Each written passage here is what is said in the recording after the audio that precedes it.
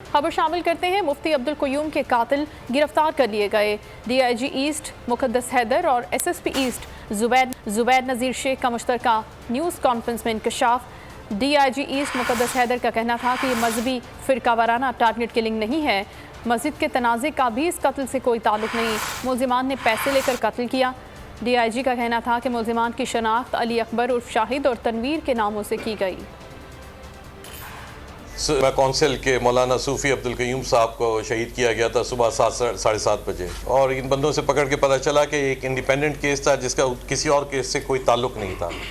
ये इनको टारगेट करने का मकसद एक जो अभी तक की इन्वेस्टिगेशन में चीज़ें क्लियर हुई हैं, बाकी हमने मेन टारगेट किलर्स तो पकड़ लिए हैं जिन्होंने किया, पैसे लेके किया, वेपन रिकवर हो गया है। अभी पुलिस के सामने सारा वकूआ भी बयान किया, किस तरह हुआ, कैसे किया गया और किसके कहने पे इन्होंने किया है। पुलिस ने हसास इदारे की मदद से जिनको पकड़ा है उसमें अली अकबर उर्फ शाहिद, ये वो मेन शूटर था जिसके पाँव पे आपने CCTV में देखा पट्टी भी बंधी हुई थी, चोट लगी थी, और दूसरे का नाम है तनवीर। ज़मीन का मसला था, प्लॉट का मसला था, उस इशू में उसने इनको पैसे दिए और इनको टारगेट कराया गया है, इनको शहीद किया गया। तो नज़र आ रहा है सामने लिखा हुआ है जुल्म मिटने के लिए दो चीज़ों से मिटेगा भाई। एक, अदल की कुर्सी पे जो लोग बैठते हैं ना, वो अदल के हिसाब से फैसले करने लगे। दूसरा, कौम निकल खड़ी उस जुल्म के खिलाफ, तो जुल्म खत्म हो जाएगा। या इन दोनों में से कोई एक चीज़ हो जाए या दोनों हो जाए।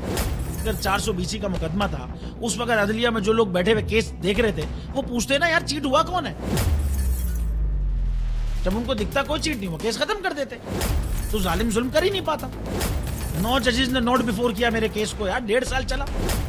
शख्सी जमानत का केस, सेम केस इस्लामाबाद में कर दिया। एक ही इल्जाम पे 2 केस हो नहीं सकते भाई।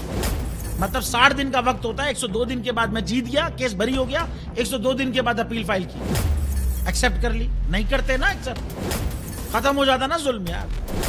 भरी अदालत में मुझे बरी कर दिया, फिर पता नहीं क्या हुआ, 2.5 घंटे बाद का नोट बिफोर, मैं नहीं सुनता ये केस। खड़े रहते अपने फैसले पे, मिट जाता जुल्म। अल्लाह ताला ने बिठाया इन कुर्सियों पे इनको यार, ये अल्लाह ताला की तरफ से फैसले करने हैं। तो या तो ये फैसले आएंगे, जुल्म मिट जाएगा, या कौम खड़ी हो जाएगी जुल्म के खिलाफ।